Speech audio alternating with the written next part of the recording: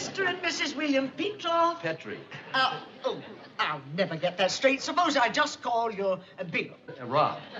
Bill and Rob, that's so much easier, of course. Bill and Rob, this is Yale Sampson. Yale is one of our budding English existentialist. Lovely. Mrs. Venetia Fellows, Bill and Rob Petroff. Bill? Rob. Rob? Laura. Venetia. You do. Well, I'm going to leave you two now, and I'm sure that Yale and Mrs. Fellows will take care of you. I hope we didn't disturb your discussion. Oh, no, not at all.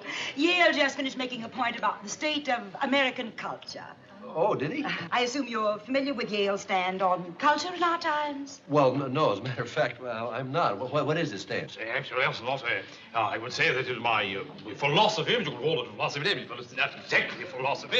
It's actually, I want to say it's my proposition. My proposition, succinctly stated and tersely stated, is that there is a plethora of the mundane, the blithering mundane, which is inculcating itself and sweeping into the center of conformity, which is naturally making a miasma and a banality which is forming what I would say definitely that this osmotic process and the capillary infusion of the brain, which is I call the civilization. You understand, the civilization. These processes are sort of deleteriously coming in, so therefore the osmotic process in the brain will atrophy. Someday when the brain and the balls of say, well, there's nothing more than a vestige will remain.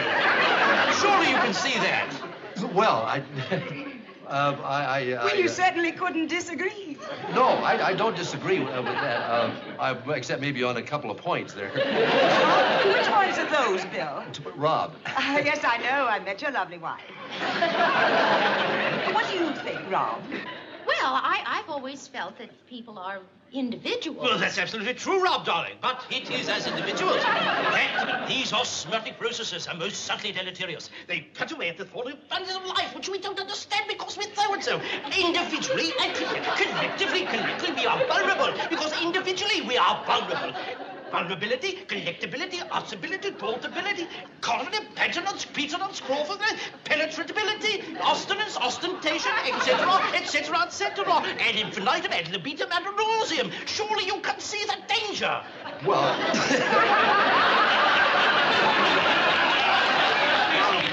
Not as clearly as you do, Mr. Harvard. Yale.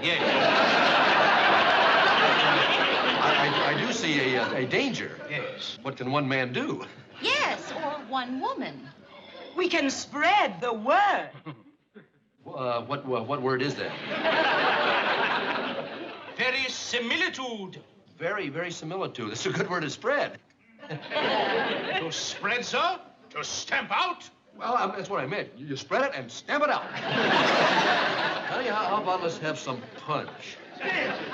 Bill, I need Yale. I know you won't mind if I steal him from you. Oh, no, by all means, steal him. Well, that group over there is absolutely desperate to know what his opinion is about the early works of this...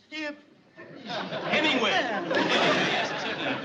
Oh, Torrance is being absolute tyrant on his position. Hasn't he a marvelous mind? Marvelous. He has the gift and the ability to say things that, seem vague but are in reality meaningless. Yes.